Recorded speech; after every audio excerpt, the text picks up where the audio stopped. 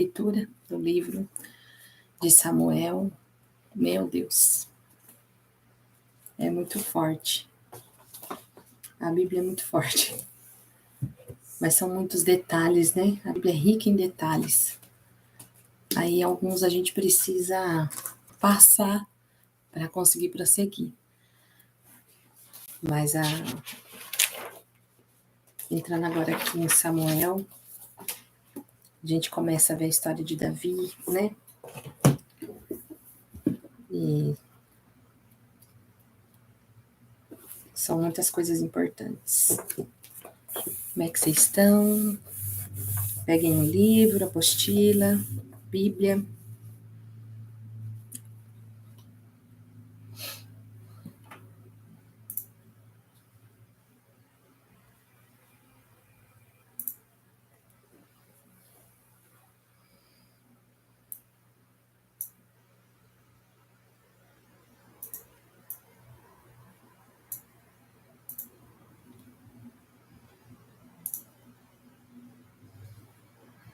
Aqui no livro de Samuel tem umas passagens polêmicas, né?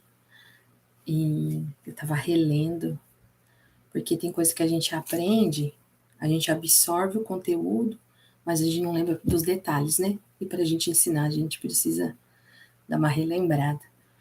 E o final lá do livro de 1 Samuel, para quem leu, para quem já leu também alguma vez, tem a passagem, né, que o rei Saul vai consultar a vidente, e a vidente, então, diz que traz o profeta Saul, vai falar com a vidente, e aí a vidente vê o profeta Samuel.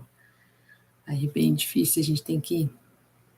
A Bíblia, a gente não pode pegar uns pedacinhos apenas e interpretar ele só por aquele pedaço, a gente precisa colocar ela naquela régua, né, e ver aonde ela se encaixa ali, para a gente entender.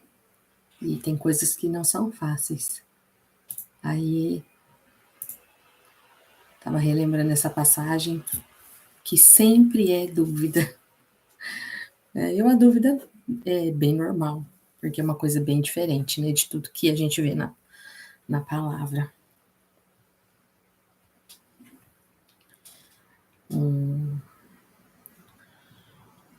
Um homem de Deus consultando um espírito, né, quando a Bíblia ensina o contrário.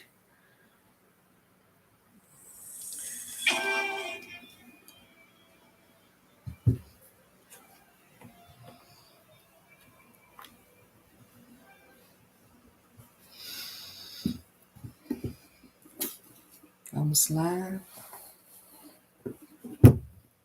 Esperar mais 2 minutinhos, daí nós vamos começar.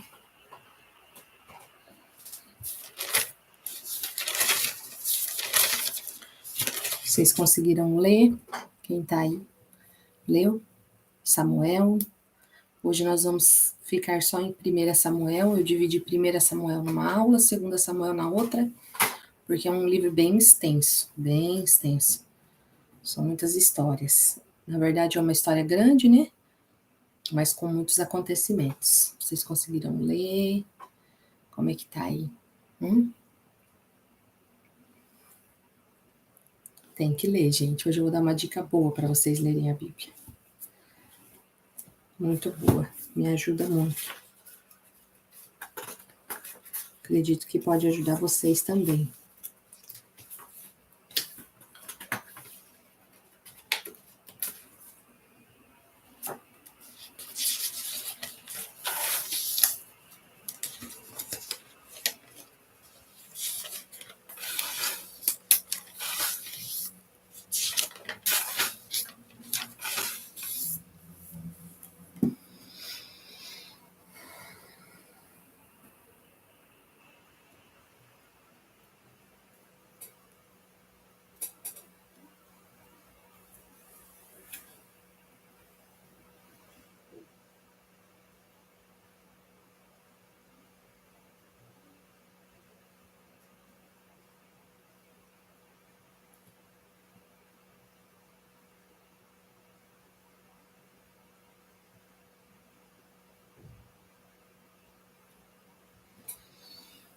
Amém? Vamos começar. Vamos orar. Em nome de Jesus. Amém? Senhor, eu quero te entregar, Pai, esse momento de estudo, esse momento, Pai, onde nós buscamos aprender mais da Tua palavra, onde nós buscamos entender um pouco melhor sobre os Teus propósitos e extrair os Teus ensinos da Bíblia, das histórias que estão contidas aqui. Pai, que o Senhor possa nos capacitar nessa noite, assim como o Senhor tem feito, aula após aula, dia após dia, nos capacitando para aprender, nos capacitando para entender. Abre os nossos ouvidos espirituais, abre os nossos olhos espirituais. Deus, capacita a nossa mente, em nome de Jesus, para que a gente possa entender, Pai, a Tua perfeita vontade do Senhor para nós, os Teus planos para nós e os Teus ensinos. Em nome de Jesus, eu peço a presença do Teu Espírito Santo aqui no nosso meio, que Ele possa ser, Pai, o condutor de tudo que eu vou falar aqui e que o Senhor possa me ajudar, Pai, a estar conduzindo, Pai, essas minhas irmãs no estudo da Tua palavra. Em nome de Jesus Cristo. Amém. Amém? Vamos começar. Queria que você abrisse o livro, tá? Nós vamos começar hoje pelo livro. A aula passada nós estudamos Ruth, então o próximo é Samuel, né? Abre o teu livro na página 87. Vocês estão me escutando bem? Então, né? Eu já tinha falado alguma coisa aqui. Página 87, capítulo 13. Nós vamos ver ali 1 Samuel, tá?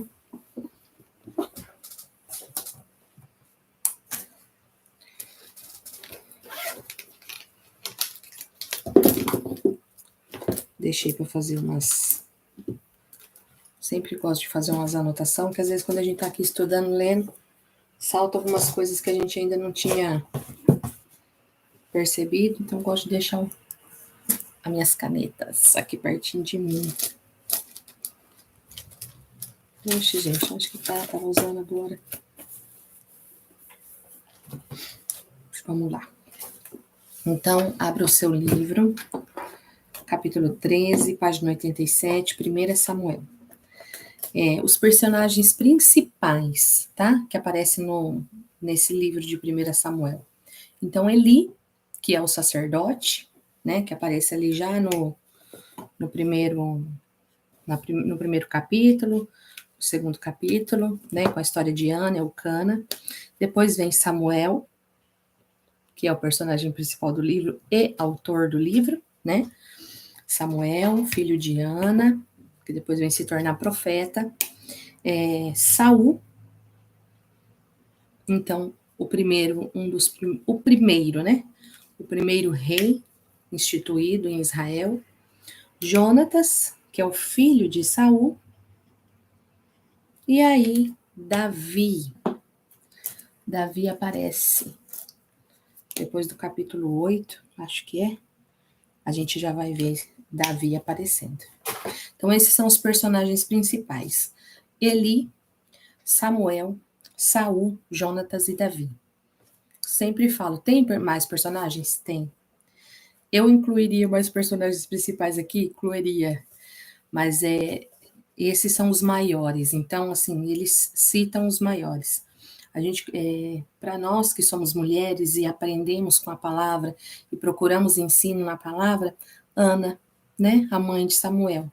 Ana foi uma mulher que trouxe uma lição muito importante, né? Ela deixa a história dela registrada aqui como uma mulher de oração, né? Uma mulher que creu. Então, Ana também seria uma Abigail, né? E aí vai. Mas então temos esses personagens aqui, tá? Quais os locais onde acontecem as histórias? Então, Siló, aqui são as cidades, tá? Siló, Ramá, Betel, Gilgal, Mispa e Belém. São muitas cidades, né? A gente vai ver aqui Saul, Davi, as histórias sempre uma hora numa cidade, outra hora na outra, eles guerreiam nas cidades. Davi foge para uma cidade, depois vai para outra. Então, assim, essas são as principais. Existem mais também, tá bom? As palavras-chave, né? Sobre o que o livro de Samuel trata. Ele trata sobre reino. Ele trata sobre rei. Ele trata sobre reino, literalmente reino, tá? E aqui nós estamos falando de uma transição de um modo de governo que a gente viu ali no livro de Juízes, onde líderes eram levantados como juízes e eles então governavam a nação. Agora a gente vai ver se estabelecer um reino. A gente vai ver Israel pedindo por um rei. Então eles querem um líder político, um líder militar, né, que quando eles pedem para Samuel um líder, eles até falam, nós queremos um líder que nos lidere nas guerras, né, que monte os exércitos, que lute por nós. Então, nós vamos ver isso. Nós vamos ver rei e reino, tá? Não existe reino sem rei e nem rei sem reino. Ah, eu sou rei, cadê seu reino? Não tem reino, não é rei, né? Então, sobre rei e sobre reinos, tá bom? Aí o tema é esse que eu estou falando, né? Que é o estabelecimento da monarquia em Israel e o reinado de Saul, tá? Que é o primeiro rei que vai se levantar ali sobre Israel. Até agora não tem rei em Israel. Vocês lembram que lá no livro de Juízes a gente leu várias vezes. Vou ler aqui para vocês o versículo que fala assim: e na época cada um fazia, acho que vai ser mais fácil eu achar aqui no livro. Ó, naquela época não havia rei em Israel. Cada um fazia o que lhe parecia certo. Então, antes do livro de Samuel, a história, né? Antes de Samuel, não tinha rei. Né? Então, assim, era aqueles juízes que o senhor levantava, pegava um líder, levantava, ele guerreava pelo povo, aí o líder morria, o povo voltava a fazer as coisas erradas, voltavam a desobedecer. Aí Deus ia lá, levantava outro líder, porque não tinha rei, né? Então, agora a gente vai sair desse versículo, que esse versículo aparece várias vezes lá no livro de Juízes, e nós vamos então ver o quê? A gente vai ver um reino sendo estabelecido. Aí ele traz dois versículos chaves, né? Um está no capítulo 8, do versículo 5 ao 7, que diz assim: Vê, já estás velho.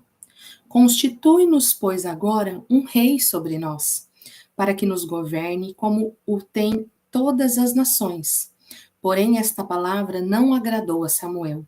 Quando disseram, dá-nos um rei para que nos governe, então Samuel orou ao Senhor e disse o Senhor a Samuel, atende à voz do povo, em tudo quanto te diz, pois não te rejeitou a ti, mas a mim, para eu não reinar sobre ele. Esse versículo aqui, nós vamos ver depois ali, a hora que nós estivermos lendo, se você leu, você sabe do que se trata, é quando o povo chega para Samuel. Porque Samuel, ele tem ali, então, o seu ministério, ele é um homem exemplar, mas os seus filhos não. Ele tem 2 filhos e os filhos dele não seguem o exemplo do pai, eles não estão nem aí para o povo, eles não querem saber do sacerdócio. Então o povo fala assim: ó, você já está velho, os seus filhos não querem seguir o seu ministério, o seu chamado, então levanta para nós um rei, né? Ó, como tem em todas as nações. Eles queriam ser iguais às outras nações, ter um rei sobre eles. E Samuel se entristece com essa palavra, porque ele sabe que a partir do momento que entrar um rei, o Senhor vai ser colocado de lado. Então, eles eram, por mais que eles estavam ali na liderança de juízes, era uma teocracia, nada se fazia sem consultar a Deus. Deus era o que unia aqueles clãs, Deus era aquele que unia aquelas tribos, ele era o elo entre eles. Então, ele era o governo, mas o povo quer um rei, homem, para lutar com eles fisicamente. E essa palavra não agrada o coração de Samuel. Samuel fica triste e ele vai falar com o Senhor fala: olha, não preciso ficar triste. Eles não rejeitaram você, eles rejeitaram a mim. né? Foi o que eu acabei de falar, eles rejeitaram o governo de Deus. Então dá um rei para eles, estabelece um rei, tá? Então esse é um versículo chave do livro, que está no capítulo 8, versículo 5 ao 7, e temos outro versículo chave no capítulo 15, versículo 22, que diz assim: Eis que obedecer é melhor do que sacrificar, e o atender a Deus melhor do que a gordura de carneiros. Esse versículo é poderoso, né? A gente fala muito isso. Melhor é obedecer do que sacrificar. Isso aqui é quando Saul perde, a atitude de Saul que faz ele perder o reinado, que faz com que a descendência dele perca o reinado, é quando Samuel confronta ele. Porque Deus manda ele fazer uma coisa, ele não faz, ele fala assim, mas eu não obedeci, mas eu ia sacrificar. E ele fala, não, Deus não quer sacrifícios, Deus quer obediência, tá bom? Então vamos lá, ó. Os dois livros de Samuel formam um só livro no hebraico e recebem o nome da pessoa que Deus usou para fazer a transição da teocracia, que é do período dos juízes, para a monarquia, período dos reis, tá? Então é o que eu falei para vocês, não são dois livros. Primeiro e segunda Samuel é um livro só. O que acontece? Era um livro grande, né? Porque aqui em 1 Samuel são 30 capítulos, 31 capítulos, e 2 Samuel, deixa eu só conferir para não falar bobeira, melhor ver, né? 24. Então, 24 com 31, 55 capítulos. Temos Gênesis com 50, né? Mas foi por isso que ele foi dividido, porque era um pergaminho grande, era um rolo muito grande. Então, ele foi dividido em 2 livros, ou na época em 2 rolos, para ficar mais fácil, tá? Mas é uma história que tem uma ordem cronológica, tá? Não acaba ali 1 Samuel e vai falar de outra coisa, não. 2 Samuel começa onde 1 Samuel terminou, tá? Eles têm eles se ligam cronologicamente, tá bom? Então vamos lá. É o livro que fala sobre a transição da teocracia para a monarquia, tá? E foi o próprio profeta Samuel que escreveu esse livro. Olha lá. Devido ao conturbado período dos juízes e a fraca união entre as 12 tribos, então vocês lembram do conturbado período dos juízes, de como estava um caos, né? O povo de Israel. Então, assim, devido a esse conturbado período e a fraca união entre as tribos não eram unidas, né? O povo de Israel insistiu em ter um reino unido sob a autoridade de um único rei. Mas ao pedir um rei humano, como tinham todas as nações ao redor, Israel estava rejeitando o governo de Deus, que é o versículo que nós lemos ali no comecinho. Contudo, o estabelecimento deste rei não poderia anular a soberania do Senhor sobre o seu povo. O rei deveria ser um monarca teocrático, um rei que Deus escolhesse, um monarca teocrático. Isso é, não deveria ser autônomo na autoridade nem no poder. Pelo contrário, deveria estar sujeito à lei de Deus e à palavra do profeta. O rei seria o instrumento do governo divino sobre o seu povo. E este, assim como o próprio rei, deveriam continuar e reconhecer o Senhor como soberano. Está lá no capítulo 12, versículo 14 e 15, né? Deixa eu ler aqui para vocês. Eu não gosto de só citar. Vamos ver. Capítulo 12, 14 e 15 diz assim. Quando Samuel fala com o povo, ó, vocês querem um rei? Aí ele fala, então, o que é um povo liderado por um rei.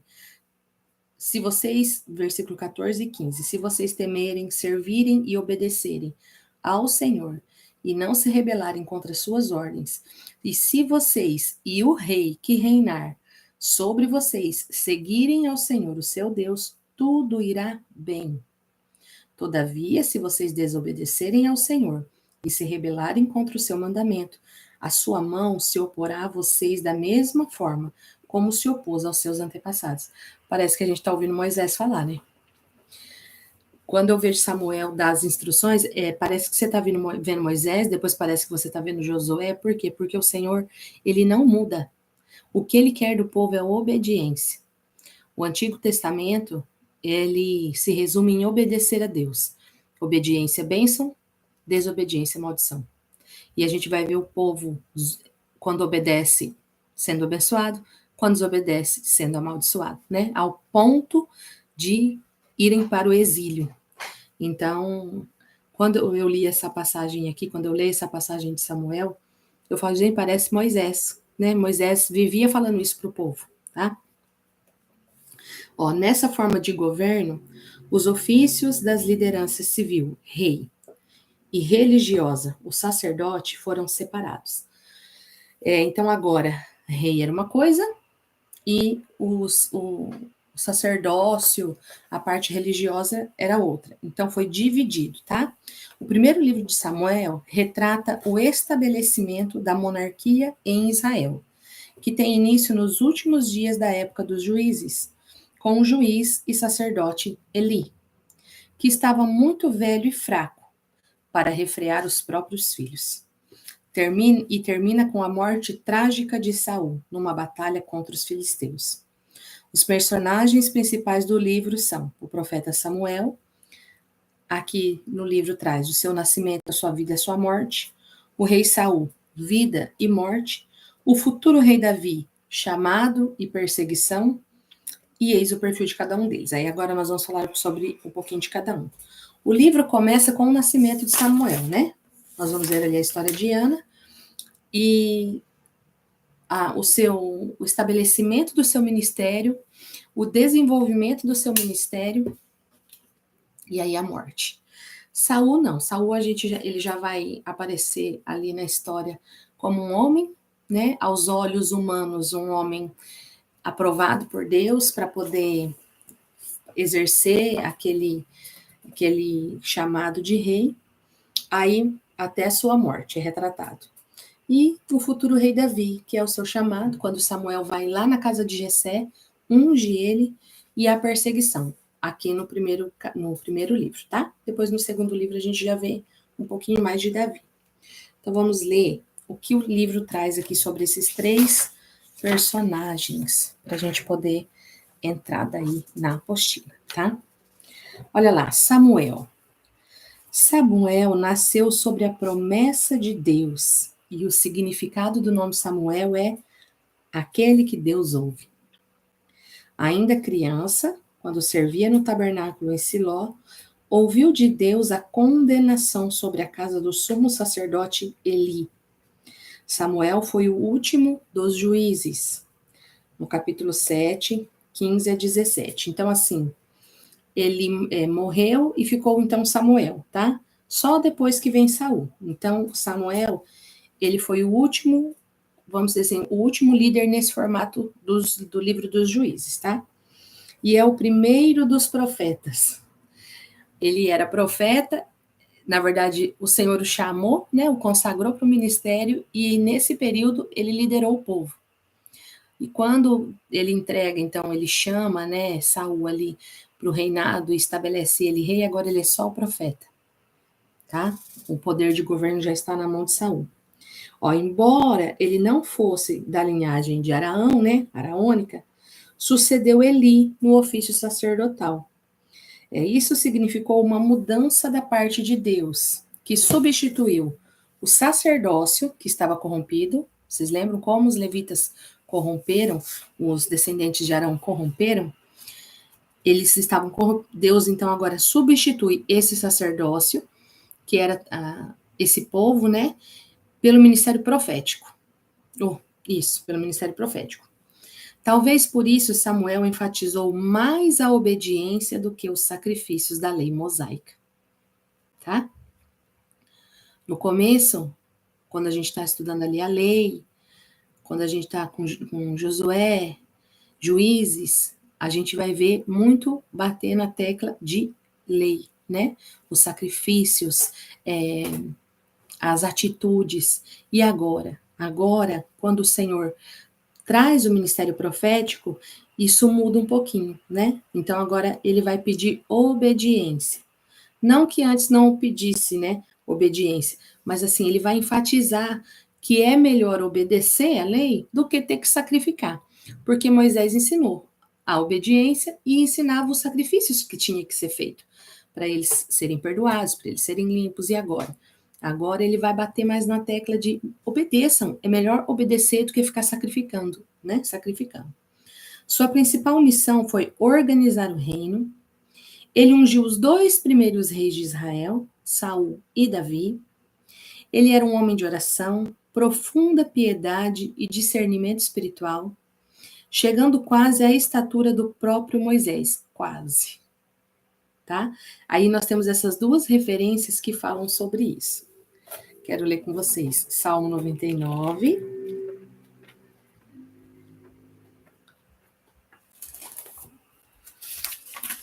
Versículo 6.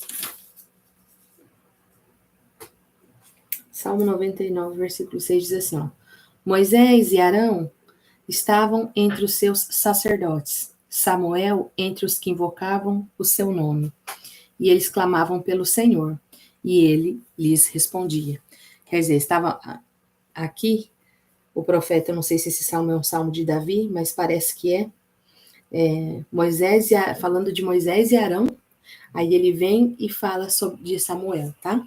Porque lembra que eu falei que não existiu um outro profeta, um outro homem de Deus no mesmo caráter de Moisés, tá? E Jeremias 15, versículo 1, também vamos ver falando aqui.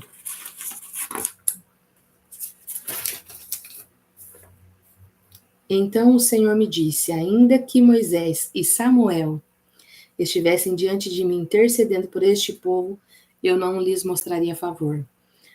O profeta Jeremias, Deus fala, né, para o profeta Jeremias, que Moisés e Samuel, quando oravam, ele atendia. Então, ele iguala os dois no poder de oração. Amém? Então, vamos lá. Eu estou na página 89 do livro, tá? Não sei como é que vocês estão acompanhando aí. Página 89. Lá em cima, no finalzinho do Samuel, ó. Então, tá. Na velhice, ele desafiou todo Israel a achar nele uma brecha em sua honestidade. No capítulo 12. Um pouquinho antes daquele versículo ali que eu li, que eu falei que parece Moisés falando, ele fala para o povo. Tipo assim, se vocês acharem alguma coisa errada que eu fiz, fala agora, fala na minha cara.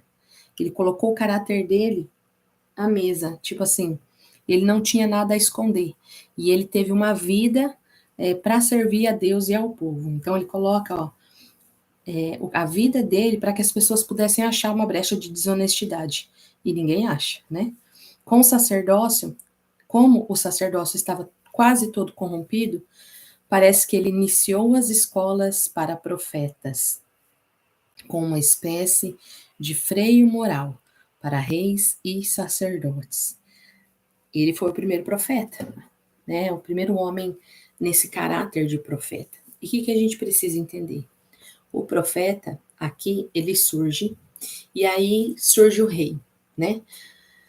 O profeta, ele vem no caráter de aquele que cuida, aquele que investiga, aquele que está ali sempre de olho para ver se o rei está governando de maneira correta, se ele está governando de maneira certa. O profeta, ele vem nesse caráter de confrontador, de orientador para o rei, tá? É aquele que lembra, fica lembrando das leis de Deus. Olha, isso você não pode fazer. Olha, vamos buscar o Senhor primeiro. E quando o rei precisa de uma direção de Deus, ele é a pessoa que ora com aquele rei e busca a direção, tá? Então, a gente sempre vai ver que os reis, eles têm os profetas cuidando. Então, assim, Deus, ele levanta a monarquia, mas ele não sai, né? Ele não entrega o povo dele nas mãos dos homens, né? Ele é Deus sobre Israel. E aí ele continua, então, cuidando do governo de Israel através da vida dos profetas, tá? Então, vamos lá. Aí vem Saul, que é o primeiro rei de Israel. Quem que era Saul? Saul, ele teve um passado humilde e foi chamado à posição mais elevada da nação. Era uma pessoa boa e teve um brilhante começo, mas a sua insegurança, orgulho, ciúme e temperamento volúvel comprometeram o seu reinado.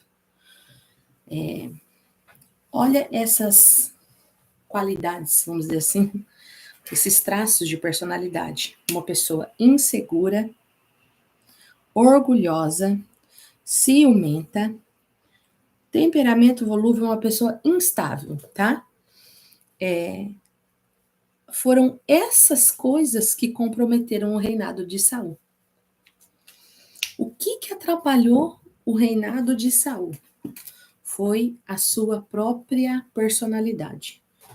Por isso que, quando a gente chega diante de Deus, todas nós temos uma personalidade, todos nós temos uma personalidade. Uns são mais inseguros, outros já são mais seguros, né? Uns são mais humildes, outros já tendem a ser presunçosos, orgulhosos. A gente precisa deixar Deus tratar, porque não foi o Senhor.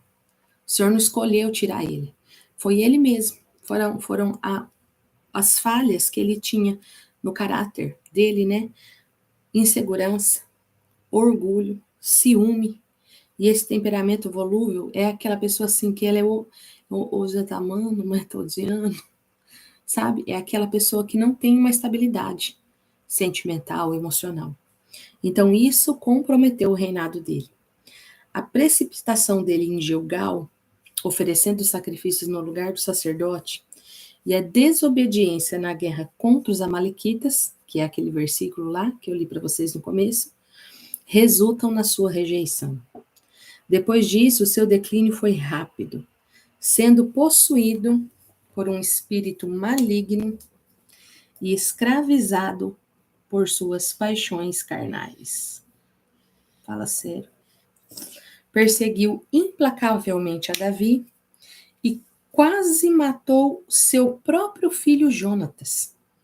Esquecido por Deus, procurou, em Endor, uma das feiticeiras que havia expulsado de Israel. Uma aparição de Samuel alertou Saul sobre a sua morte, o que de fato aconteceu no dia seguinte. Saul reinou durante 40 anos em Israel. Ele ficou possuído por um espírito maligno e ele foi escravizado pelas paixões carnais. Quando ele começou a declinar, foi muito rápido, né? Porque ele se deixou possuir por tanto ciúme, por tanta ira, que ele quase matou o próprio filho. Foi muito, muito triste o final do rei Saul, tá? E aí, vira na página ali, na página 90, nós vamos ver sobre Davi. Quem era Davi? Davi é o sucessor de Saul. Ele é um dos grandes personagens da Bíblia. Também de passado humilde, foi homem de muitas qualidades. O que ele era? Um pastor dedicado, pastor que cuidava de ovelhas, tá? Não era um pastor de igreja, um pastor de ovelhas, um músico habilidoso, um poeta inspirado, um escudeiro fiel, um guerreiro valente e sábio administrador. Antes de ter o reino, ele matou Golias, o gigante filisteu. Tornou-se genro do rei e amigo íntimo de Jonatas. Apesar de ser perseguido injustamente por Saul, recusou-se a usurpar o trono pela espada, mas deixou nas mãos do Senhor a sua ascensão como rei. Saul persegue tanto a Davi, e Davi, o Senhor dá duas oportunidades dele. O Senhor dá Porque eu falo que o Senhor dá, ele fala que o Senhor entregou nas mãos dele. Mas assim, eu vejo que o Senhor, ele permite aquelas situações para ver se Davi vai agir. Porque eles são o oposto, Davi e Saul, né? Saul, se tivesse a oportunidade de matar ele, não teria pensado duas vezes. E ele tem a oportunidade de matá-lo e não mata. Por quê? Porque o temor do Senhor vem no coração dele. Não é que ele não tem vontade de matar o cara, que ele é mau, tá perseguindo ele. Mas ele pensa no Senhor. Ele pensa nos princípios e nos propósitos e nas leis, e ele é obediente, e ele não mata Saul. Ele deixa nas mãos de Deus isso, tá? Então, olha lá, o livro de 1 Samuel contém muitos outros eventos importantes. A oração de Ana, que está lá no comecinho, nascimento e a dedicação de Samuel, o chamado de Samuel, o fracasso e o juízo do sumo sacerdote Eli e de seus filhos, a arca da aliança tomada pelos filisteus e retornando a Israel, a bravura de Jonatas e a sua amizade com Davi, e as diversas perseguições de Saul e Davi, tá? Então é um panorama, né? Aqui no livro a gente lê esse panorama, para a gente ter uma noção de onde a gente vai pisar. E agora eu quero que vocês peguem sua apostila, peguem as apostilas. Nós vamos aqui agora na apostila e na Bíblia, tá? Deixa uma do ladinho da outra, que a gente vai ler na apostila, e muitas coisas a gente vai ver para a Bíblia, tá bom? Quero dar uma dica, falei no começo da aula que eu ia dar uma dica para vocês de leitura bíblica. Então, vamos lá. Não é fácil, gente, não é fácil a gente ter uma disciplina de leitura, né? Hoje mesmo eu recebi umas mensaginhas, pastora, eu não consigo, eu acho que eu vou parar. Então, assim, gente, a nossa vida, ela é muito corrida, tem ficado cada dia mais, né? O ativismo, ele nos pega, não é só na igreja, mas assim, na nossa casa, no nosso trabalho, né? A gente, a gente tende a se envolver com muitas coisas, e quando a gente vê, a gente tá aqui. Eu falo assim, que a mulher, se ela não fizer nada, tipo assim, se ela não estudar, se ela não trabalhar fora, se ela não fizer nada, ela já faz muita coisa. Porque ela cuida dos filhos, ela cuida da casa, ela cuida do marido. Então, assim, a mulher, por si só, ela já faz muita coisa, né? Mas chegou um tempo, e esse tempo é agora, que nós precisamos priorizar a palavra de Deus, tá?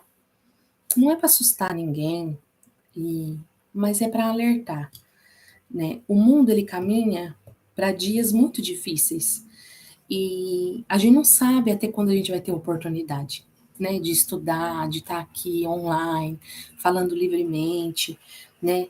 Então, assim, aproveite, sabe? Aproveite, porque hoje me vinha muito aquele versículo que fala, né? Buscar-me-eis e me achareis. Ou buscar enquanto pode encontrar.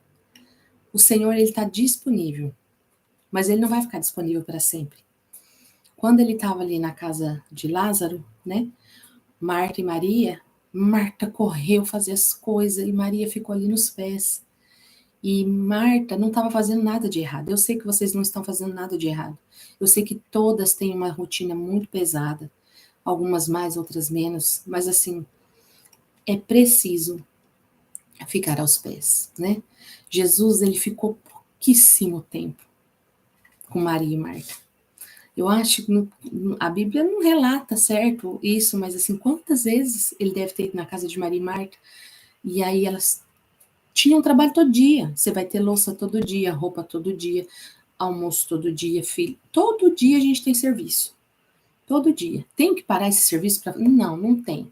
Mas a gente precisa rever as nossas prioridades. Então, assim, reveja a sua prioridade de ler a Bíblia. Dias sombrios virão, é isso mesmo, Jéssica. Existe uma agenda do anticristo. E eu não quero que vocês tenham medo, porque a agenda do anticristo, ela está trabalhando em favor com esta agenda. Não é só o anticristo que tem uma agenda. Jesus Cristo tem uma agenda. Deus tem uma agenda. E aquele último livro que está lá na Bíblia, que muitas vezes é deixado para depois, ele vai se cumprir. E essa agenda do anticristo, ela está colaborando para que a agenda de Cristo se cumpra. Então, assim, para que Jesus volte, o anticristo precisa voltar. Ele precisa voltar, não, ele precisa aparecer, né? E existe uma agenda para isso. Existem vários planos, né, pro mundo. Hoje eles dominam tudo, né? Então, assim, reveja, porque pode ser que você desperte tarde, né? E de verdade, isso é algo que tem me incomodado. Eu não estou cobrando ninguém. Então, volta para a palavra, sabe? Acha o teu horário de leitura, acha o teu dia de estudo, mas não deixa de fazer, não deixa de ler, não deixa de estudar, porque virão dias que a gente buscar, a palavra vai falar assim, que vão buscar e não vão me encontrar, né? Então, assim, vamos buscá-lo enquanto a gente pode encontrar, vamos aqui bater enquanto ele abre, tá? Quero ler uma passagem, antes da gente entrar aqui na apostila, que é muito forte, e ela fala muito comigo. É só um versículo, tá? Não precisa ter medo. Abra em Apocalipse. Já falei, não precisa ter medo. Mas abre em Apocalipse, capítulo 2. Eu vou ler um versículo que todas vocês conhecem. Não, capítulo 4. Capítulo 3. Apocalipse, capítulo 3. Lê comigo a partir do versículo 14, tá? Então, aqui são as cartas para as igrejas, né? Então, nós temos, vou começando lá no capítulo 2, carta à igreja de Éfeso, a igreja de Esmirna, a igreja de Pérgamo, carta à igreja de Tiatira. Então, são cartas para quem? Para as igrejas, tá? Para os crentes, para aqueles que conhecem o Senhor. Então, vamos lá, ó, no capítulo 3, a última carta é carta para a igreja de Laodiceia. Carta para quem? Para a igreja. Carta para a igreja. Então, é carta para você e para mim, porque é para a igreja. Eu não vou ler tudo, tá? Vai lá no versículo 20. Capítulo 3, versículo 20 de Apocalipse. Olha o que está escrito assim. Eis que estou à porta e bato. Se alguém ouvir a minha voz e abrir a porta, entrarei e cearei com ele e ele comigo. Jesus está batendo na porta da igreja. Às vezes a gente usa esse versículo para evangelizar as pessoas, né? Ah, o Senhor está lá fora, está no mundo, batendo na porta. Ele está do lado de fora da igreja.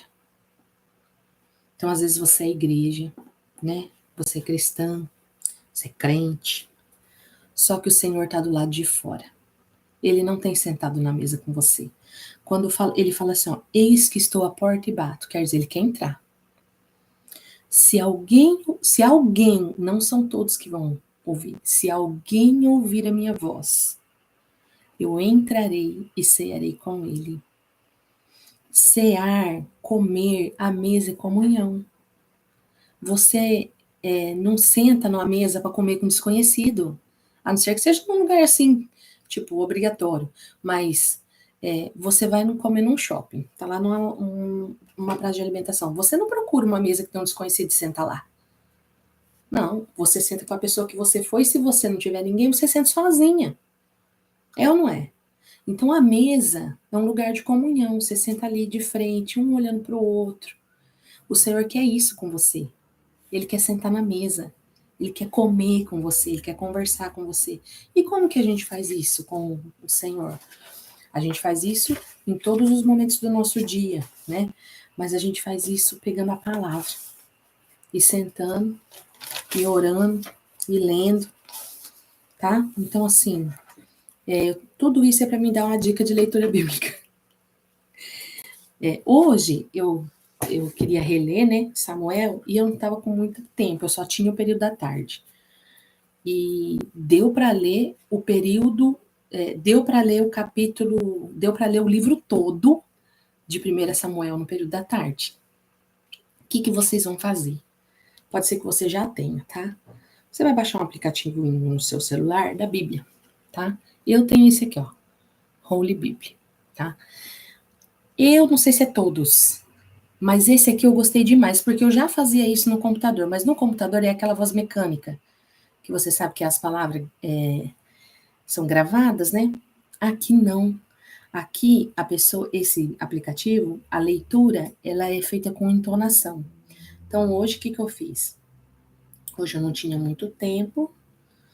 O que eu fiz aqui, Jeová? Peraí. Eu fui para 1 Samuel, capítulo 1, tá? Aí aqui do ladinho tem uma caixinha de som.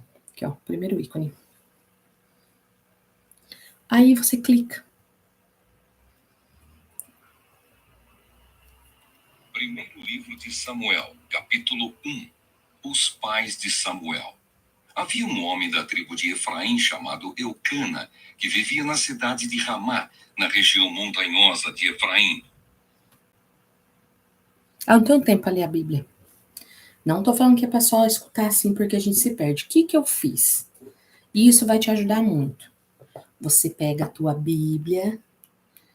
A minha também, certinha. A Beth disse que vai arrumar para mim, né, Beth? Ó, pega esse aplicativo, pega a Bíblia, põe a Bíblia aqui do lado, deixa o rapaz lendo e vai acompanhando.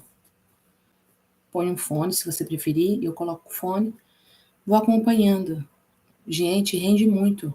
E você não se perde, porque tá ali, ele tá lendo. E essa leitura desse aplicativo, ele tem entonação, sabe? Ele pausa certinho, ele faz uma entonação excelente, tá? Então, assim, busque a sua estratégia, mas não deixe de estudar a palavra. Busque a sua estratégia, mas não deixe de ler a Bíblia. Eu sigo um pastor, eu não sei se ele é pastor, um rapaz que ele tem revolucionado aí no Instagram, e ele estava falando sobre leitura bíblica, e ele fala assim, não adianta você querer ler a Bíblia se você não conhece os evangelhos. E eu realmente, quando eu comecei esse estudo, o que me despertou foi quando eu li os evangelhos. Mateus, Marcos, Lucas e João. É tão maravilhoso você ler ali e conhecer Jesus. Então, assim, leia os evangelhos. Mesmo que ele não tiver ali na sua leitura diária, ali no...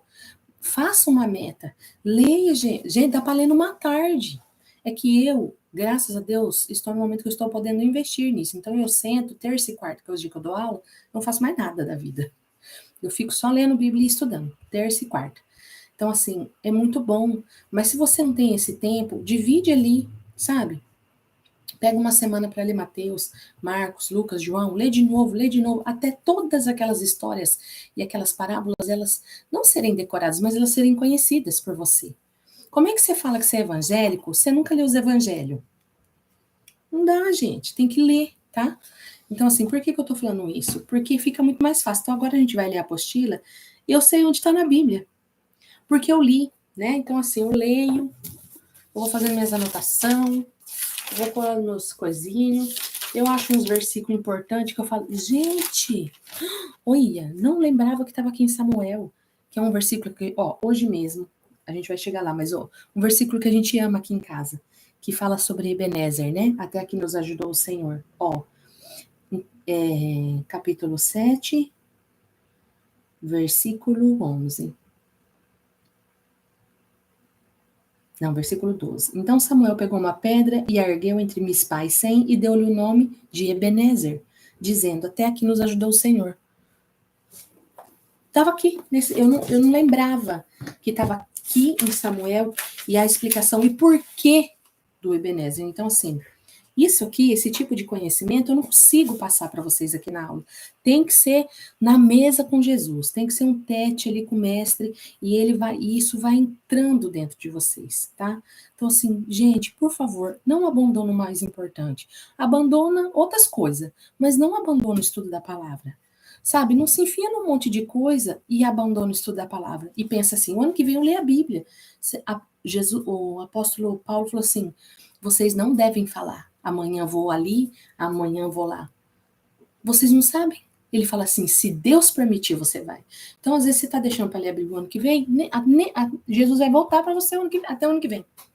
Vai saber? Ninguém sabe. Você não sabe como é que vai estar a sua vida ano que vem. Então, se você tem hoje, tem a oportunidade, vá e faça, tá? Isso falou comigo primeiro. Por isso que eu estou falando para vocês. Tem dias que o Senhor tem me confrontado sobre isso. Não negocie as suas prioridades. E Deus tem...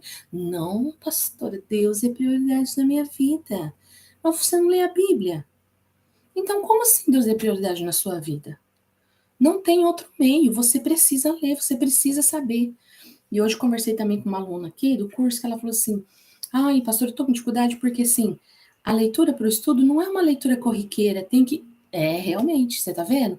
Muitas vezes a gente lê e nem tá prestando atenção, tá fazendo aquilo de qualquer jeito. E Deus fala assim, aquele que fizer e não der o seu melhor, que fizer de qualquer jeito, é melhor que não faça.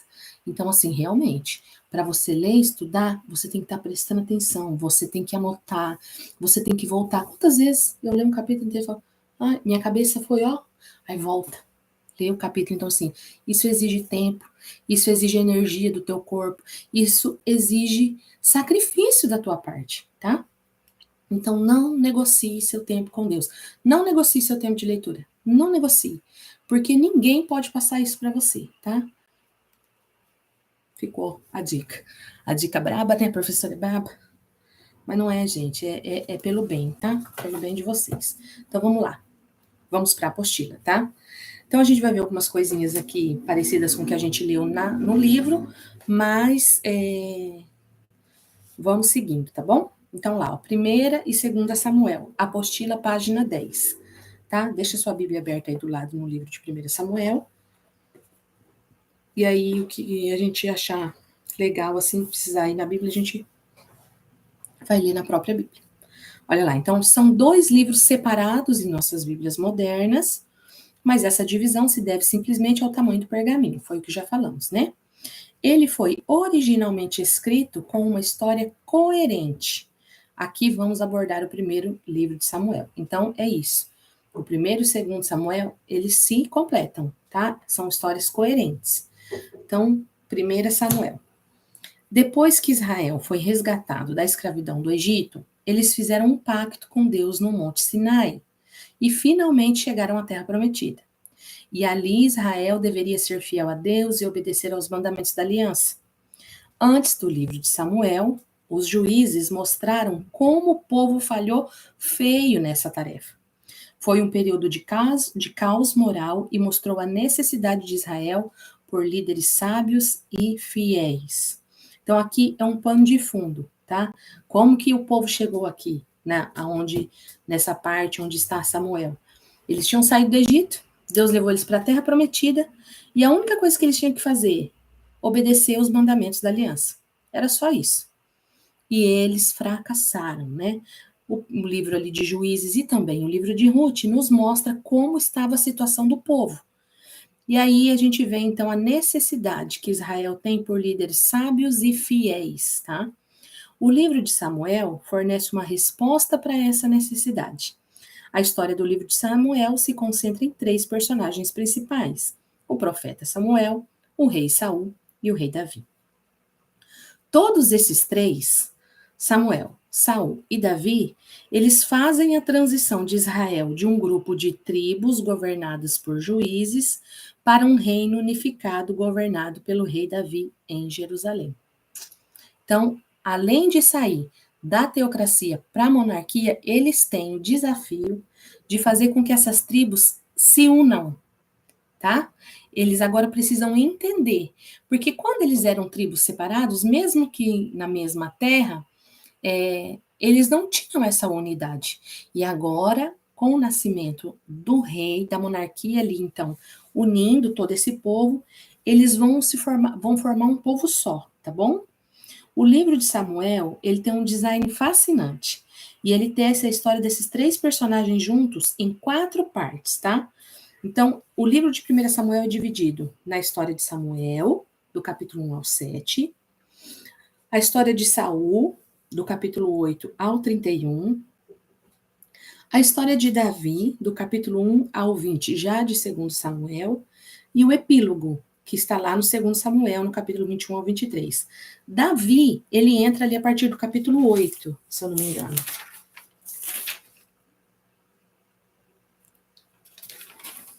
Capítulo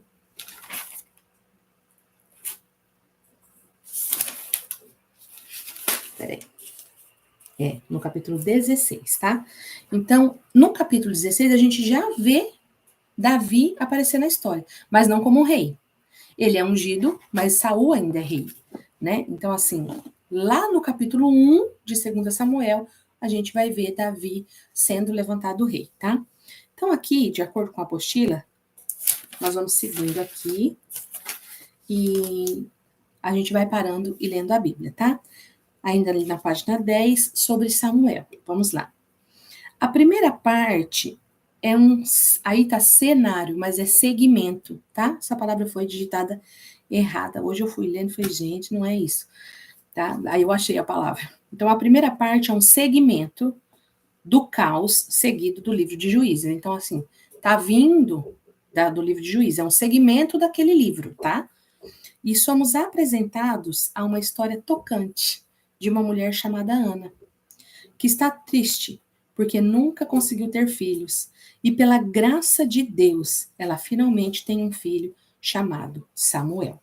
Pausa para a Bíblia. Vamos lá. Essa parte a gente precisa ler. Vocês conhecem a história?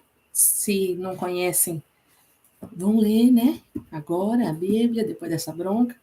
Mas assim, Ana não tinha filhos e todo ano ela e o esposo Elcana, eles iam oferecer sacrifício ao Senhor e ela sempre subia triste, porque ela não tinha filhos. E chega um ano que ela vai e ela chega lá se lamentando muito, tá? No capítulo 1, a partir do versículo 9, tá? Certa vez, quando terminou de comer e beber em Siló, estando o sacerdote Eli sentado numa cadeira junto à entrada do santuário do Senhor, Ana se levantou e, com a alma amargurada, chorou muito e orou ao Senhor. E ela fez um voto. Ó Senhor dos exércitos, se tu deres atenção à humilhação de tua serva. Então ela se humilhou. Ela estava amargurada e chorando muito.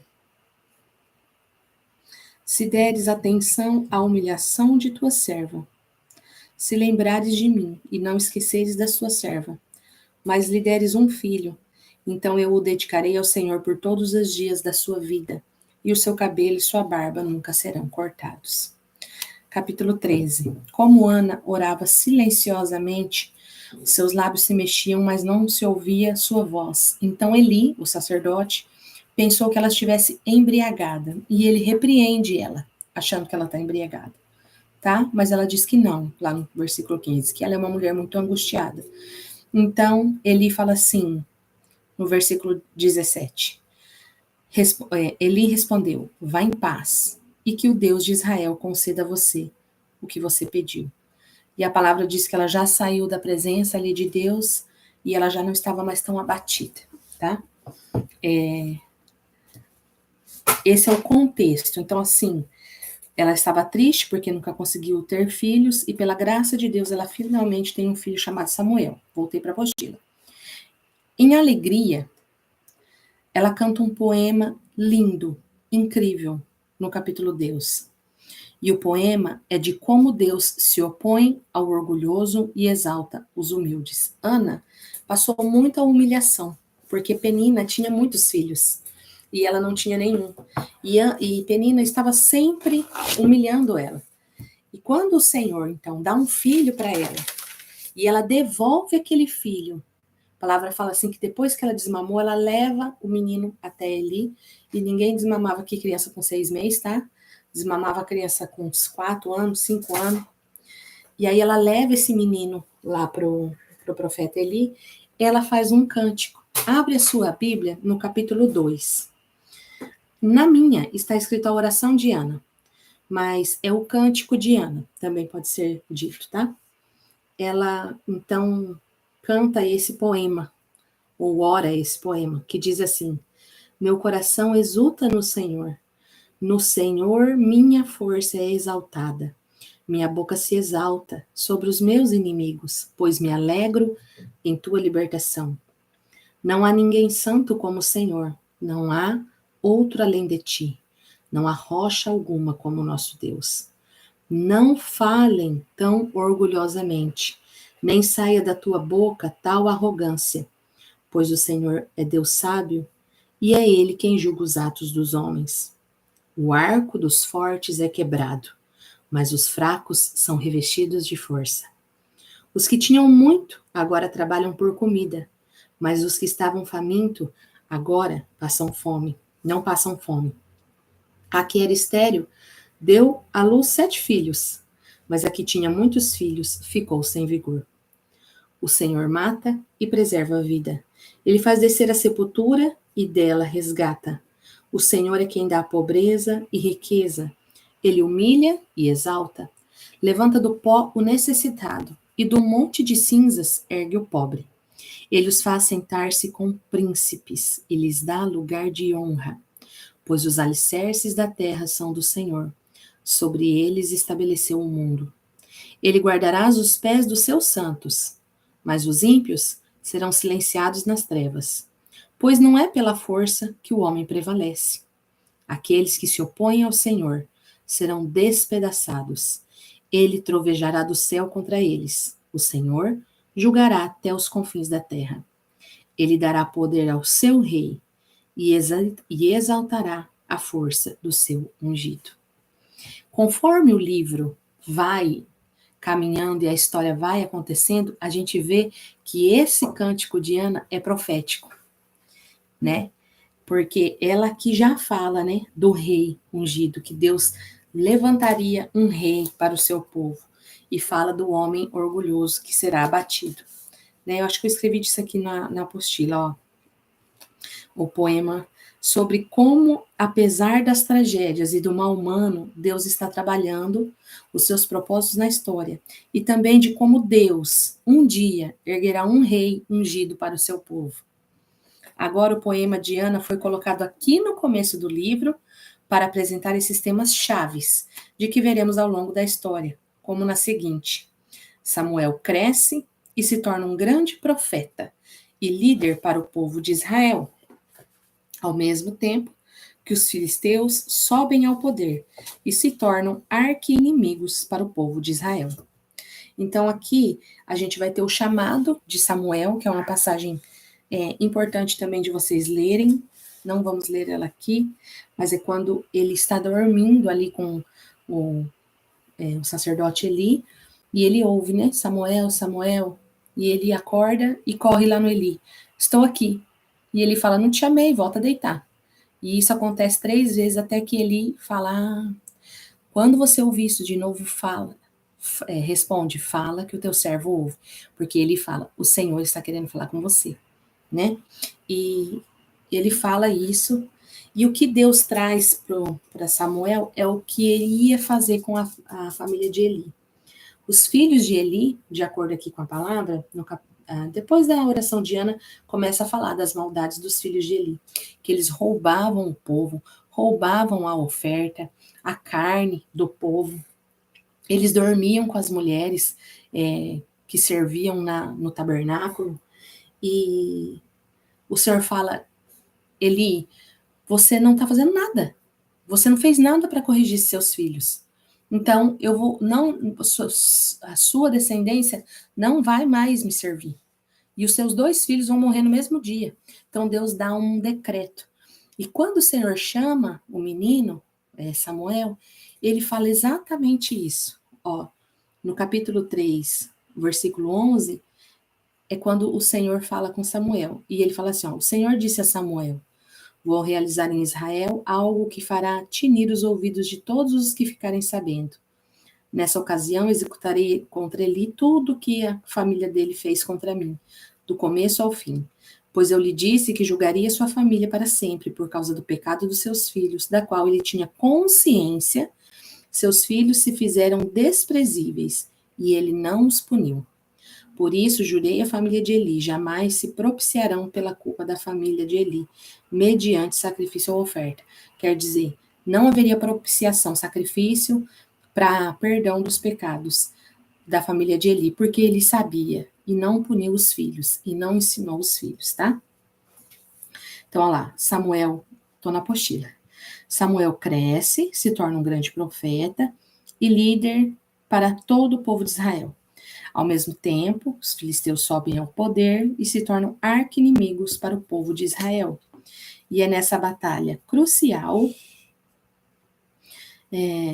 os israelitas se tornam cada vez se tornam arrogantes e em vez de orarem e pedir ajuda a Deus, eles usam a Arca da Aliança como um troféu mágico. Essa história está aqui no capítulo 4.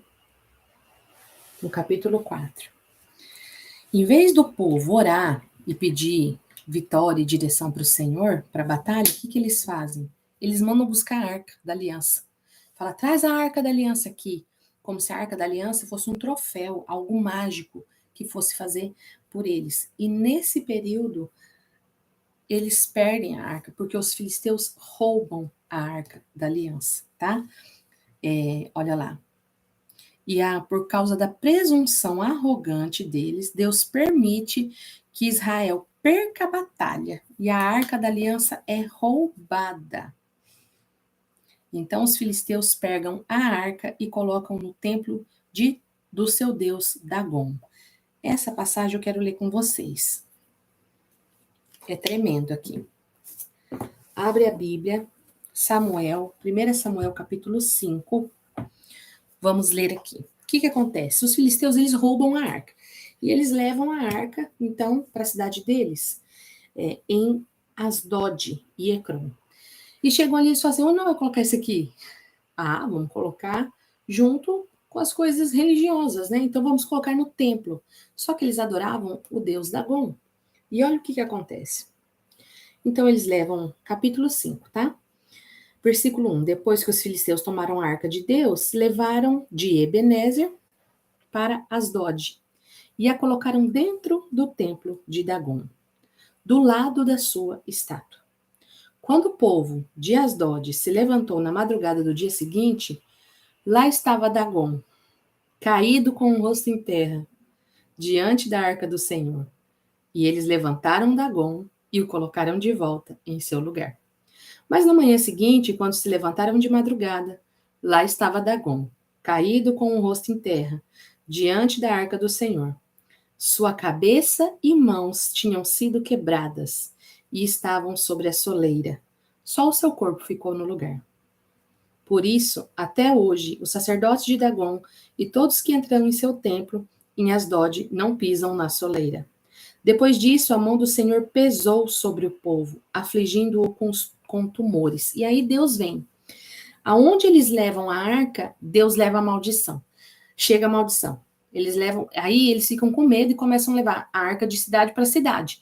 Não, tira daqui e leva para lá, leva para lá. Só que aonde a arca chega, Deus então ele começa a assombrar, né? Pesa a mão com doenças. E a palavra fala que eles são cheios de tumores por todo o corpo, tá? Tô voltando para a apostila. Olha lá. Os filisteus não querem mais a arca, obviamente, e enviam de volta para Israel. E a moral dessa pequena história parece ser isso. Deus não é troféu de Israel. E ele se opõe ao orgulho entre os filisteus, mas também se opõe ao orgulho entre o seu próprio povo. Assim, Israel precisa permanecer humilde e obediente se quiser experimentar a bênção da aliança de Deus. O que se inicia, aí agora vem a próxima e grande sessão, que é quando chega Saul, tá? Vamos lá. Saul. Os israelitas vêm a Samuel e dizem querer um rei. Aqui nós vamos ler. Que é aquele versículo lá do comecinho da apostila.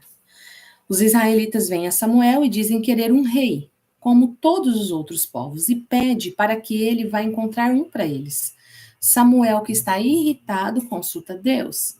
E Deus diz sim, todos os motivos deles estão errados, mas se é um rei que eles querem, deles é um rei. Então, vamos lá. Capítulo 8. Vamos ler esses versículos que nós já lemos lá no começo, mas vamos de novo.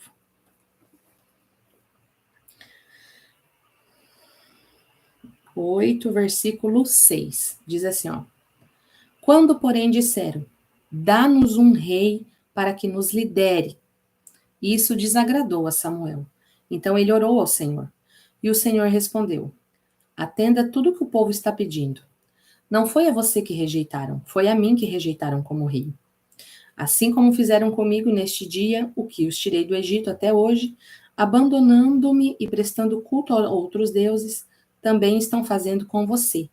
Agora atenda-os, mas advirta-os solenemente e diga-lhes quais direitos reivindicará o rei que os governará. E aí Samuel vai falar, gente, vocês querem um rei homem? Então, olha o que ele vai fazer. O rei que virá sobre vocês, versículo 11, reivindicará como seu direito o seguinte: ele tomará os filhos de vocês para servi-lo em seus carros de guerra e em sua cavalaria, e para correr em frente aos seus cavalos de guerra. Colocará alguns como comandantes, 1.000 e outros como comandantes de 50. Ele os fará arar a terra dele, fazer a colheita, fabricar armas de guerra, equipamento para os seus cabos de guerra. Tomará as filhas de vocês para serem perfumistas, cozinheiras, padeiras. Tomará de vocês o melhor das plantações, das vinhas, das olivas, e os dará aos criados dele. Tomará 1/10 do cereal, da colheita das uvas, e dará tudo aos seus oficiais e criados. Também tomará de vocês para seu uso particular, seus servos, suas servas, o melhor gado, os jumentos. E tomará de vocês 1/10 dos rebanhos, e vocês mesmos se tornarão escravos deles. Versículo 18. Naquele dia, vocês clamarão por causa de um rei que vocês mesmos escolheram, e o Senhor não ouvirá. Todavia o povo recusou-se a ouvir Samuel e disse, não, nós queremos um rei. Seremos como todas as outras nações, um rei nos governará, e sairá à nossa frente para combater as batalhas. Depois de ter ouvido tudo que o povo disse, Samuel repetiu perante o Senhor, e o Senhor respondeu, atenda-os, deles um rei. Com o Senhor reinando, eles não tinham que fazer nada disso. E um rei humano traria alguns pesos que eles não desconheciam. E mesmo alertados, eles quiseram um rei, tá? E aí, nós somos apresentados a Saul. Ele aparece aqui agora no capítulo 9. Saul é uma figura trágica, porque ele começa cheio de promessas. Ele é alto, ele é bonito, ele é um candidato perfeito para um rei. Mas ele tem falhas profundas de caráter. Ele é desonesto. Ele não tem integridade. Ele parece ser incapaz de reconhecer os seus próprios erros e essas falhas se tornam a sua queda. Ele vence algumas batalhas no começo, mas suas falhas são tão profundas que ele acaba se desqualificando ao desobedecer às ordens de Deus. E assim, o velho Samuel confronta Saul e Israel. Ele havia avisado as pessoas que elas só se beneficiariam de um rei que fosse humilde e fiel a Deus. Caso contrário, os reis de Israel trarão a ruína. Então ele informa Saul que Deus erguerá um novo rei para substituí-lo. E daí começa a queda de Saul. À medida em que Deus, ao mesmo tempo, trabalha nos bastidores para erguer esse novo rei. Ele é um pastorzinho insignificante, chamado Davi. Ele é o candidato menos provável para ser rei. A famosa história de Davi e Golias mostra que a escolha de Deus por Davi não é baseada no status de sua família, mas sim, simplesmente na sua confiança radical e humilde ao Deus de Israel. E assim essa história incorpora em todos os temas do poema de Ana. O poderoso Saul e Golias são humilhados, enquanto o humilde Davi é exaltado. E a partir daqui nós vemos Saul perder-se lentamente na loucura, enquanto Davi sobe ao poder. Amém? Então, Saul ele é ungido rei. Quero ler 2 passagens para vocês. Quando Samuel repreende Saul aqui,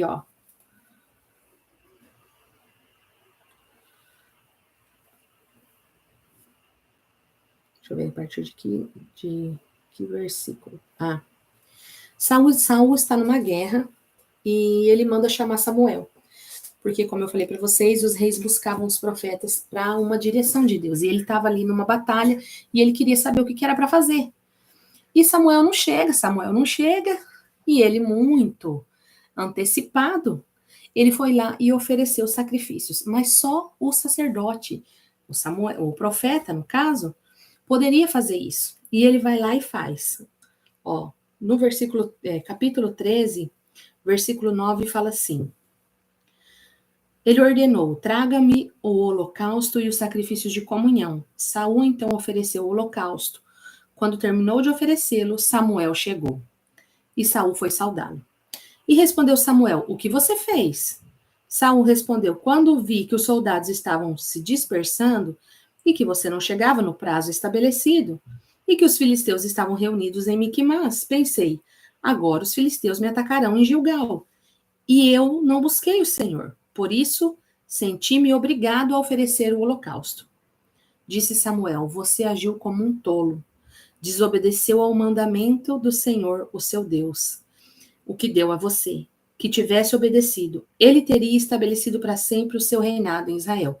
Se você não tivesse feito isso, se você tivesse obedecido, o seu reinado seria estabelecido para sempre. Mas agora o seu reinado não permanecerá. O Senhor procurou um homem segundo o seu coração e o designou líder do seu povo, pois você não obedeceu o mandamento do Senhor. Então, aqui a primeira vez, a primeira atitude de Saul, que Samuel vem confrontar ele e fala: ó, você perdeu o seu reinado. Era Samuel, né, que oferecia o sacrifício. E ele, apressado, agiu do jeito dele, fez ali, entre aspas, de qualquer jeito, e aí Samuel fala: você vai perder o seu reinado. E depois, a gente vê de novo, deixa eu ver se eu anotei aqui.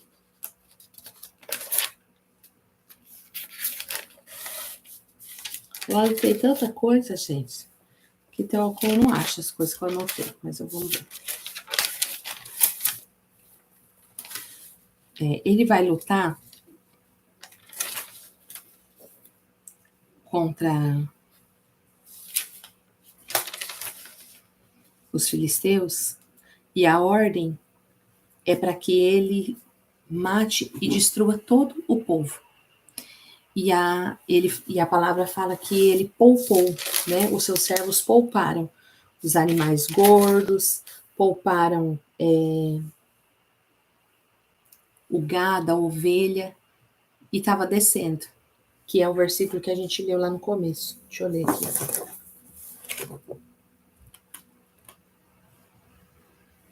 Capítulo 15. É isso mesmo. Ó, o capítulo 15, na minha Bíblia tá assim: ó, o Senhor rejeita Saul como rei, né? Então, assim, ó, a ordem era para que eles guerreassem contra os amalequitas e atacando e matando tudo. Mas a palavra fala assim, ó, no versículo 9: mas Saul e o exército pouparam Agag e o melhor das ovelhas e dos bois, os bezerros gordos, os cordeiros, pouparam tudo que era bom, por completo. Então o Senhor falou a Samuel: arrependo-me de ter posto Saul como rei, pois ele me abandonou e não seguiu as minhas instruções. Samuel ficou irado e clamou ao Senhor toda aquela noite. E aí é quando Samuel então fala, né, para Saul. Ele encontra com Saul, Saul vem descendo da guerra e ele fala: olha, eu fiz tudo como o Senhor mandou. Saul fala. E Samuel fala: mas então que barulho é esse que eu estou ouvindo? De gado, de ovelhas? Ele fala: ah, não, esses aqui a gente trouxe, é o melhor, mas eu vou oferecer ao Senhor, é para fazer sacrifício. E aí Samuel fala lá no versículo 22: acaso o Senhor tem prazer nos holocaustos e sacrifícios, quanto em que se obedeça a sua palavra? A obediência é melhor do que o sacrifício. A submissão é melhor do que a gordura de carneiros. Pois a rebeldia é como o pecado de feitiçaria, e a arrogância como o mal da idolatria. Assim como você rejeitou a palavra do Senhor, ele rejeitou você como rei. Então ele entendia quais eram as instruções, mas ele acabava fazendo do jeito dele. Ele entendia que Samuel que tinha que ir lá oferecer os sacrifícios, mas ele fez do jeito dele, porque Samuel estava demorando. Ele entendeu que era para matar tudo, até os animais, mas ele decidiu trazer os melhores para oferecer para Deus. E Samuel então fala: o Senhor rejeitou você como rei, porque você não obedece. Porque você acha que sacrifício é melhor que obediência, e não é. Tá? Vamos voltar para a apostila. Acabando. Davi. Então Davi começa a trabalhar para Saul como general. Ele ganha todas as batalhas e também ganha toda a fama. Aqui começa o problema de Saul com Davi, tá? Assim, Saul fica com inveja e começa a perseguir Davi, caçando e tentando matá-lo. Davi não fez nada de errado. Portanto, ele simplesmente foge e espera no deserto. E aqui vemos o verdadeiro caráter de Davi. Ele tem múltiplas oportunidades para matar Saul, mas ele não o faz. Ele simplesmente confia que, apesar do mal de Saul, Deus erguerá um rei para o seu povo. O que é interessante também é que muitos dos poemas de Davi que nós encontramos lá nos Salmos estão ligados a este período da sua vida, e todos eles expressam a mesma atitude de confiança. E assim, essa seção do livro termina com Saul chegando a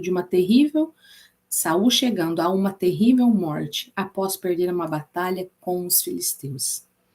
Primeiro, Samuel conta uma das histórias mais complicadas e bem contadas que encontramos na Bíblia. Os personagens Saul e Davi são retratados de maneira muito realistas e o autor os apresenta como personagens de estudo para que você possa encontrar neles. Então, lendo tudo isso, o que a gente deve encontrar nesses personagens? Então, eu trouxe aqui, ó. Na história de Saul, nós vemos aviso, tá? Refletir sobre as nossas falhas de caráter e como elas prejudicam a nós mesmos e as outras pessoas. Porque Saul não fazia isso. E foram as falhas de caráter dele que fizeram ele perder o que o Senhor tinha para ele.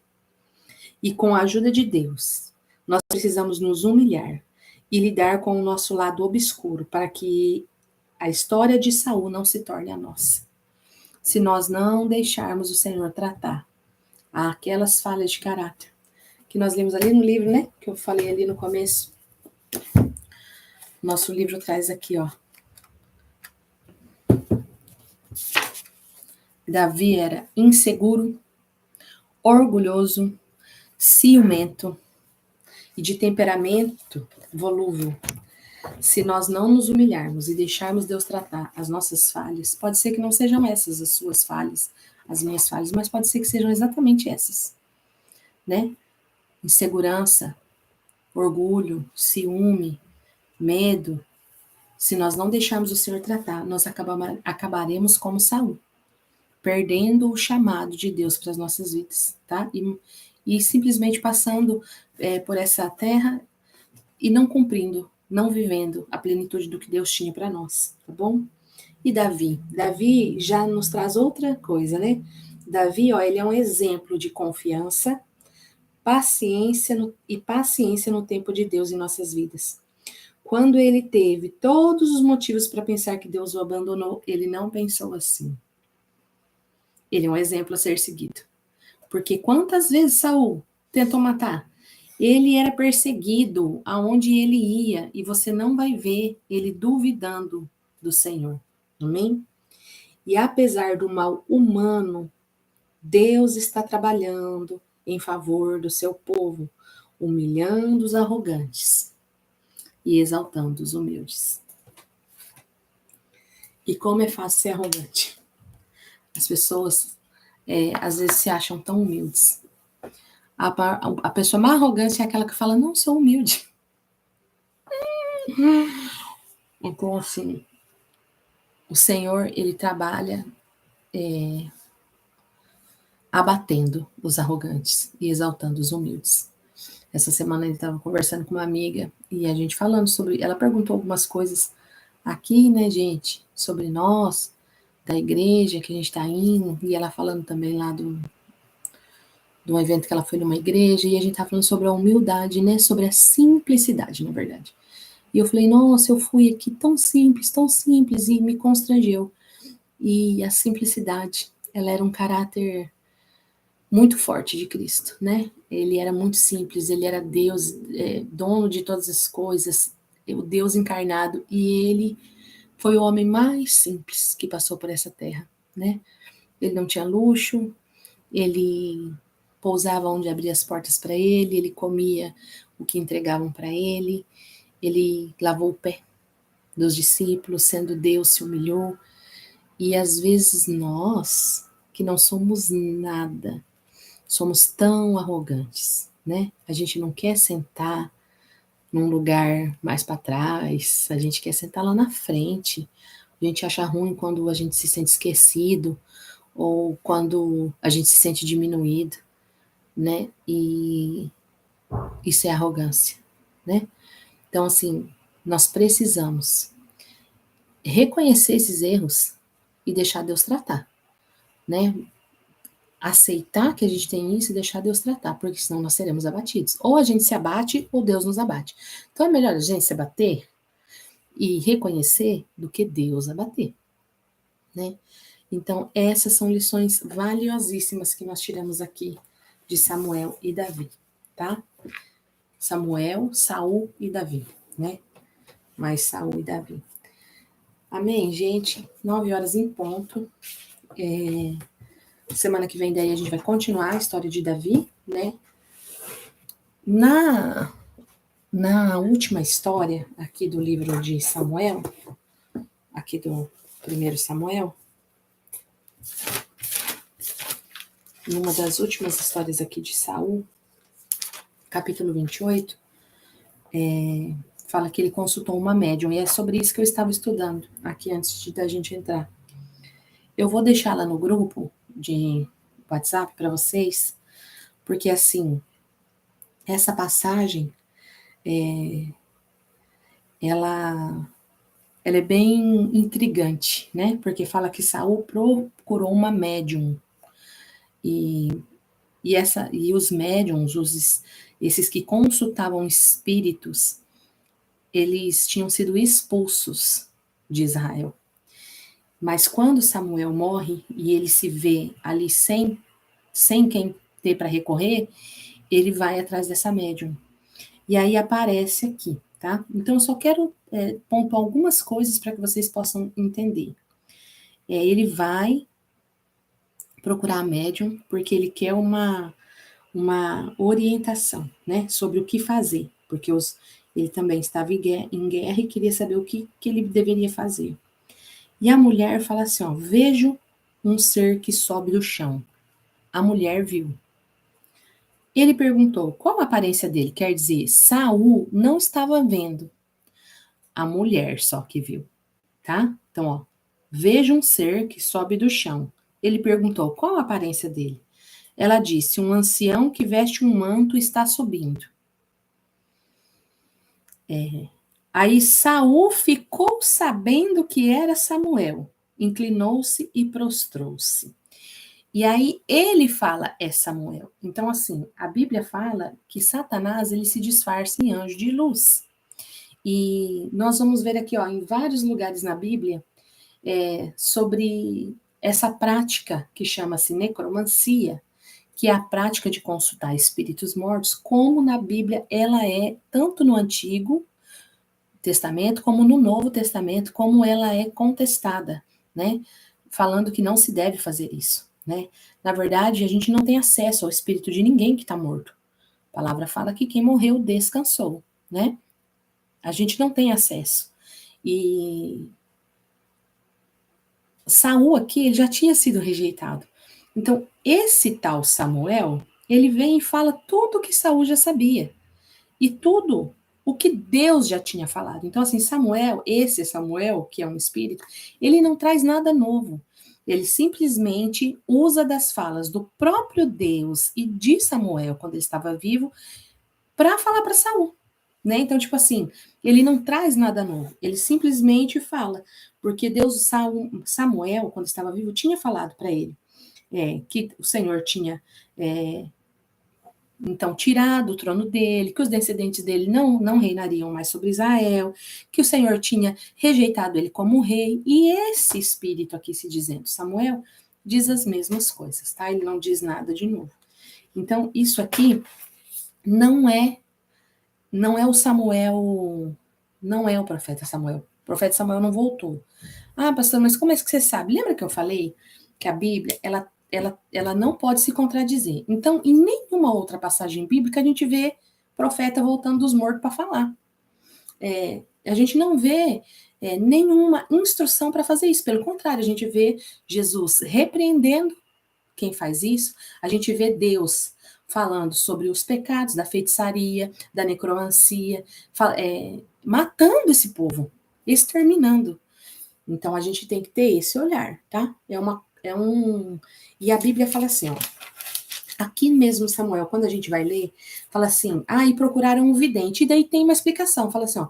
Eles chamavam de vidente, mas era um profeta. E aqui fala médium, tá? Não é uma vidente e nem uma profeta.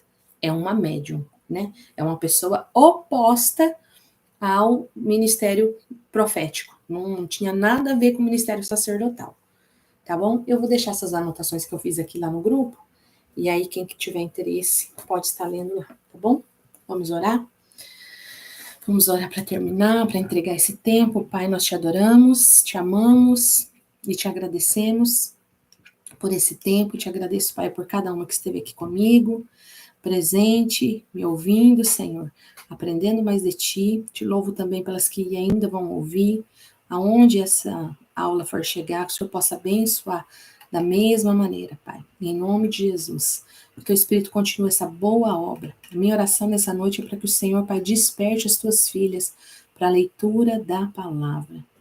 Que elas tenham isso como prioridade nas suas vidas e que elas não negociem, Pai, seus princípios e não negociem, Senhor, o tempo de estar à mesa contigo. Em nome de Jesus. Amém. Amém? Fiquem com Deus, tá bom? Um beijo.